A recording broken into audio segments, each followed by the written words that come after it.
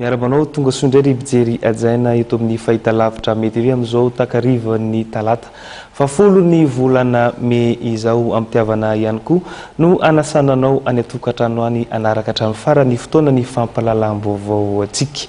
Nisongadina moa tamin'ity androany ity ny fahatongavan'ny sekretera jeneraly ny firenena mikambana Andriamatoa Ban Ki-moon teto Madagasikara ka ny akon'izay indrindra no arahantsika fahatongavana izay teny amin'ny seranam-piaramanidiny Bany Ivato izay ny filoham-pirenena Hery Rajaonarimampianina mivady notrony ny mpikambana voanivon'ny gouvernemanta notarian'ny Premier Ministre lehiben'ny gouvernemanta Andriamatoa Mafaly Olivier Solonandrasana no tsena ny vahiny tamin'ity androany ity ny akon'izay indrindra ary tateriny mbola tiana Rarivosona Lova Ramanatsoa ary Mamy Rasoanaivo.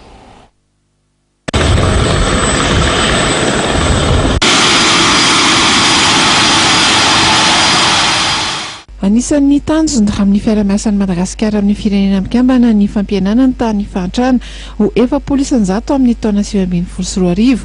Ny taona 2024 io io dia tao amin'ny 2,57 izany hoe tena mbola lavitra ny ezaka. Ao anatin'izay no ahatongavana Andriamatoa Ban Ki-moon, sekretera jeneraly ny firenena mikambana sy Ramatoavadiny eto amintsika. Io tolakandro izy no nigadina teny amin'ny seranam-piaramanidina Ivato ka ny filoham-pirenena Hery Rajaonarimampianina mivady ihany koa no nitsena azy tamin'izany.